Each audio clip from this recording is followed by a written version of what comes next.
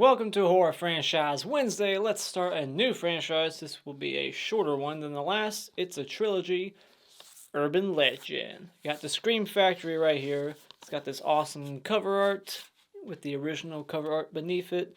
The floating heads posters that we always got in the 90s, like Scream, I know you did last summer, Final Destination, they always had the actors on the cover. Lame poster, but this slip cover looks pretty awesome. I was shocked to see who wrote this movie. This movie was written by two people, but one of them is Colin Minihan. I don't know how to say it, but he wrote and directed a lot of movies since this movie. He did What Keeps You Alive. He did It Stains the Sands Red. He did the Grave Encounters movies. I mean, those were some fantastic films. So I was shocked to see who wrote this movie.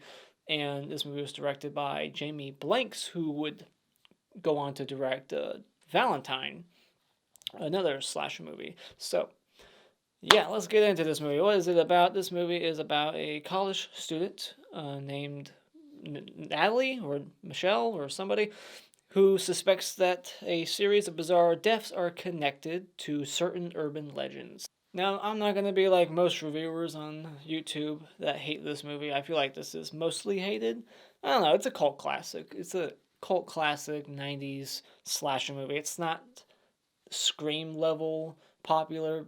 It's right below that. But I feel like there's a lot of hate for this movie because it's, a Scream clone and, blah, blah, blah. Like, I like it. I have a lot of nostalgia for this movie because I saw Urban Legend 1 and 2 a lot growing up. I even owned part 2 on VHS and I lost it. I don't know where it's at. So I actually enjoy these movies. Yeah, they're not anywhere near as good as most 80s slasher movies. They don't really have the gore and, stuff like that. But I actually enjoy this movie. It has some charm to it. So let's get into it. The things I didn't like about it, let's just get these things over with. Nitpicks, things I didn't care for, jump scares. I mean, this is very 90s. When did jump scares become a thing with like the loud music behind, like somebody pops up and there's that big sound? Like, I feel like it didn't start until maybe the late 80s, or I don't know, because I've been seeing a lot of early 80s movies recently. And when people get scared by their friends, there's never really music that comes with it. That shit started in like the 90s, it seems. And this movie is plagued with over a half a dozen stupid jump scares, fake outs, people getting scared by their friends and shit, and I just can't stand it. Let's go, Natalie. Yeah.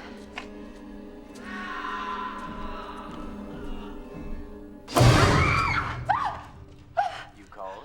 Another thing I will say is that you have to stretch disbelief a lot while watching this movie, kind of like a lot of 80s slashers, but for some reason people just aren't willing to accept things in the 90s. Like, they're not willing to forgive as much in the 90s. Everybody seems to be a lot harder on these films, but if it was in the 80s, it's okay.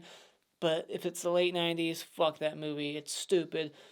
But yeah, this movie, just like a lot of films, you have to stretch disbelief, like how the killer is able to do what this person's doing and getting away with it, setting things up, things just seeming to line up perfectly for this killer.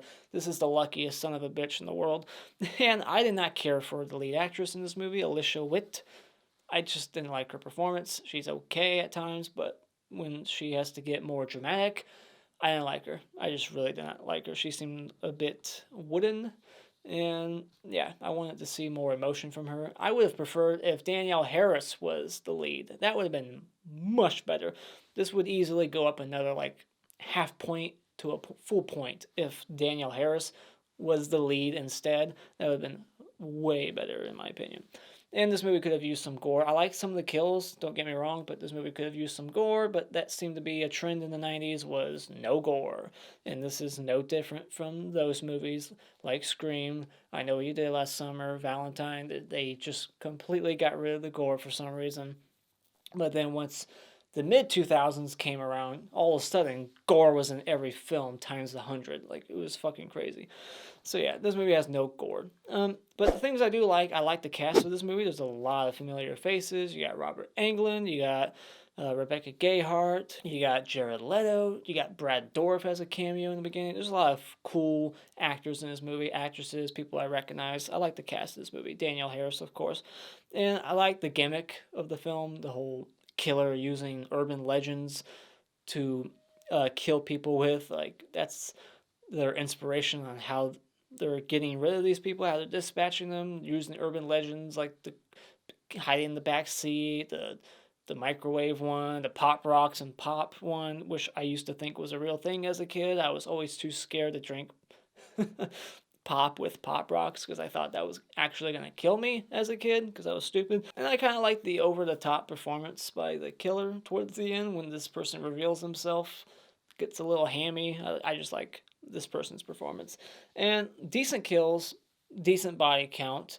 A couple of memorable ones here. Tire spikes killing somebody, and there's a cool rope hanging, which you have to stretch disbelief for this one. But yeah, just stuff like that. I really like some of the kills in here. Someone's in the back seat!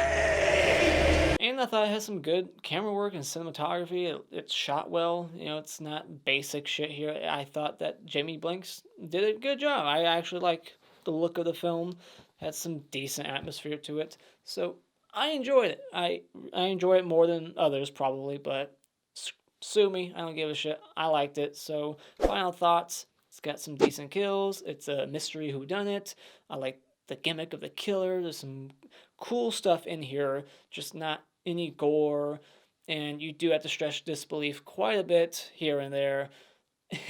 But it's a fun 90s slasher. It's one of the better slashers of the 90s. So when it comes to urban legend, if you want to watch any of the urban legends, check out this one. It's probably the best. So go out and buy it. Alright, spoiler discussion. So I love this opening. I didn't talk about it earlier, but I guess now's the best time to talk about it because I can actually spoil some things that happen in it.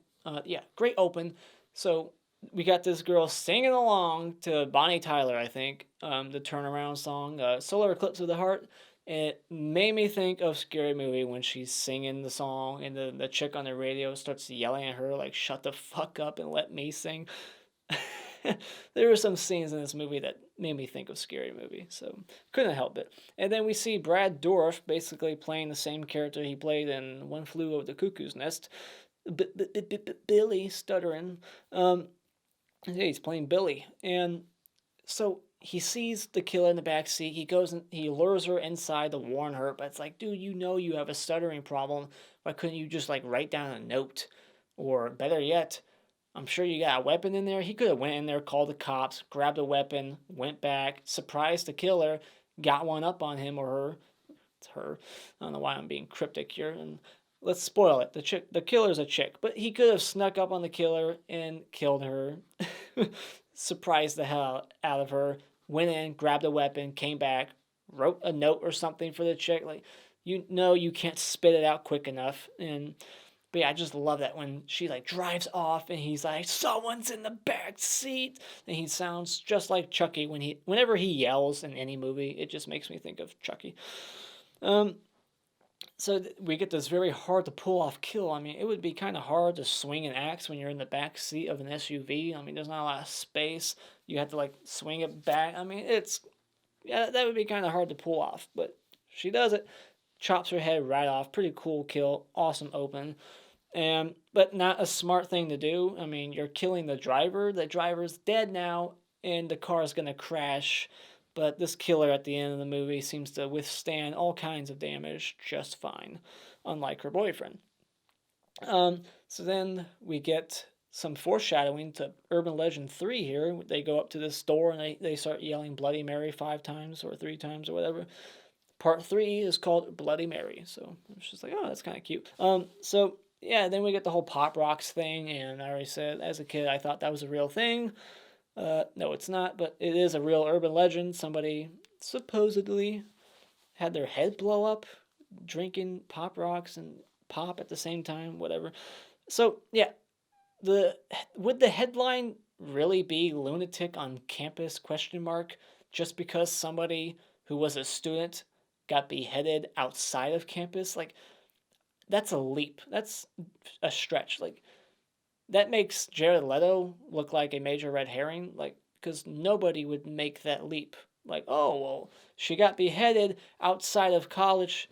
So it has to be a college student who's a maniac. Like, lunatic on campus, that made no sense to me. Like, that would not be the headline. Whatever. So then we get Damon, who's the real Slim Shady. He's got bleached hair, and he's a major fucking douchebag, and he gets hung. And one thing I noticed is that after every single kill in this movie, every student at this college is a cold-hearted son of a bitch with a sick sense of humor. Everybody makes a joke after every single murder. After the first chick gets beheaded, somebody makes a head joke, like, oh, she gave good head, I bet, or something like, I don't know, something like that. And then this guy gets hung, and then somebody makes a hung joke, like he was hung, like he had a big dick or something. And then when Danielle Harris gets killed, somebody makes a joke about, like, oh, did you check her pulse? She always looks that way. She's always pale. Like, as her body is on the stretcher, covered with a tarp, her dead corpse being dragged out, some fucking student is like cracking jokes right there. Too soon, way too soon. Like, I couldn't believe it. It made me laugh. So yeah, and really, this is such bullshit. I mean, this killer gets very lucky here. Like, I could talk for another 10 minutes about this hanging scene and all the things that had to go right. The car not starting, somehow the lead character not seeing the killer get this guy and putting him on the car, and somehow getting the rope all the way on top on that tall branch, somehow throwing it up there, getting this thing set up, somehow overpowering this dude just because he had his dick out, and like, that made him at a major disadvantage or some shit. Like, he would probably kick this chick's ass. There's so many things that just make this scene unbelievable, but whatever. It works out perfect for the killer. And then even the strangulation thing works out perfect for the killer. Like, she goes into her dorm, she doesn't flip on the lights. Perfect for the killer. That's exactly what she wants, because she wants to do the whole, like, aren't you glad you didn't turn on the lights urban legend. Like, she didn't see the killer on top. She didn't hear the difference between sexual pleasure and someone being strangled to death. Like, it clearly sounds like somebody being strangled. And how the hell was the killer IMing? Like, she was instant messaging Danielle Harris from underneath her bed. How does she pull that off? This is before having the internet on your cell phone. You had to be at a physical computer typing that shit. She was in the room the whole time. I don't know how she pulled that off. If there's somebody out there who knows technology from 1998 that wants to explain it to me, how the fuck? And then she even, like, made her message blink for dramatic effect. Like, she's like, what room are you in? And then the killer texts back, like, yours, and it's like blinking in all caps. Like, how does she fucking do that? And the website is like gothiconly.com, like farmers only. It's like some local site for the college campus for gothic people only. It's just, and then they, like, say it's a suicide just because she has slit wrists. It's like, okay, every coroner on the planet would look at that body and be like, this chick was strangled, because she would have bruises on her throat. She'd have a crushed larynx or something. Like, you would know that was somebody who was strangled, not somebody who, like, slit their wrist. Like, they're clear signs of strangulation. Like, bullshit. They're just quick to be like, no, it was a suicide. We're keeping the beach open. All right? Like, this fucking college dean is the mayor of Jaws. He's like, oh, it's a suicide. It's like, no, it's not. So yeah, like, oh, there was no foul play. No signs of foul play. It's like, bullshit. Look at her throat. And everybody on college campus seems to have the same fucking coat. That's a stretch. Everybody. And then we find out about Robert Englund's past. 25 years ago, he was the lone survivor of, like, a college massacre. And the only reason why that's brought up is because that's what the killer's going to use to set him up. That's going to be, like, his motive that she's going to give him. She's going to set up Robert Englund as the killer. And, it's been 25 years and now he's snapped. So that's the only reason. And it's to set him up as a red herring, but it's not going to be Robert Englund as the villain. That's not going to be it. So yeah, and then we get the story from the lead character here about, some car accident she had. Her and her friend caused somebody else to die, and they got, like, 1 year probation for it. You basically murder the guy, and you got a year of probation. is that really what you would get? I mean, there's something wrong with our justice system. They deserve more time than that. But I love when she's telling the story because she goes, we accidentally killed this guy and he was our age.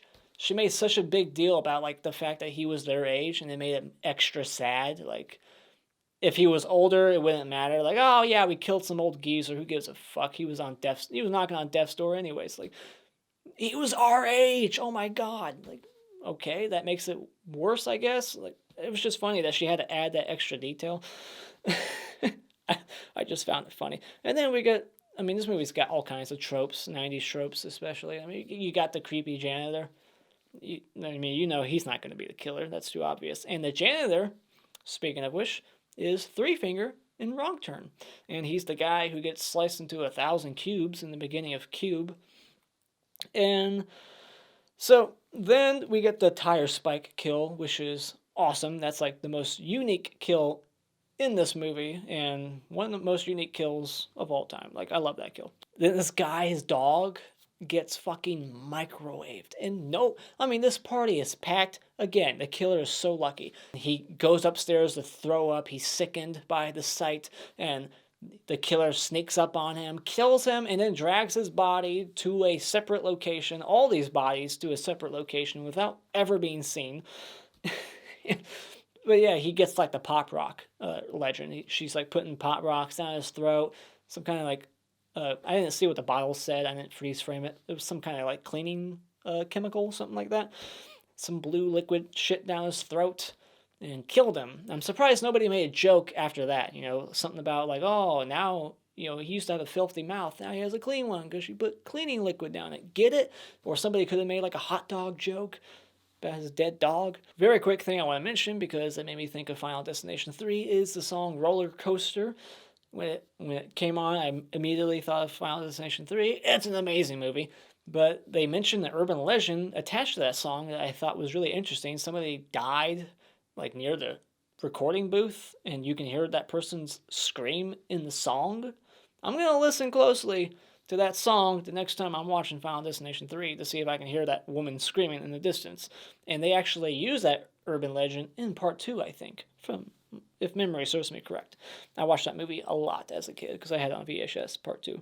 And, this movie has like movie lightning, like Bride of Chucky. Ronnie Yu likes to use a lot of lightning. This movie uses, a lot of lightning, just way too much.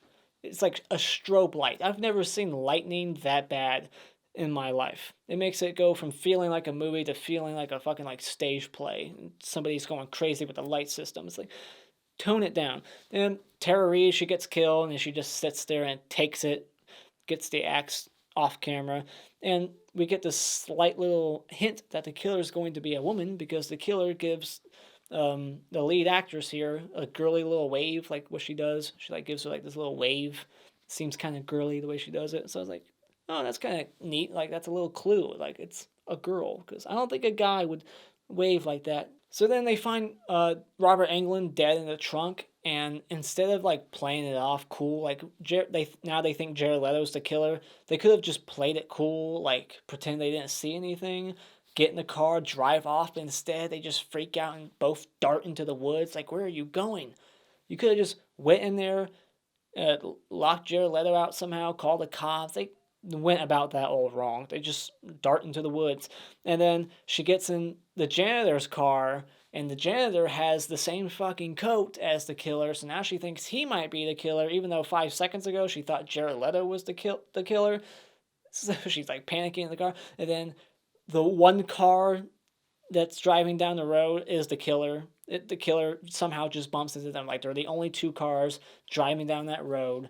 And he does exactly what the killer wants him to do, and that is flash his high beams. So another coincidence, another thing just working perfectly for the killer. He flashes his high beams, and that's exactly what she wants. So it's just like, really? Is everything going to just work out perfectly?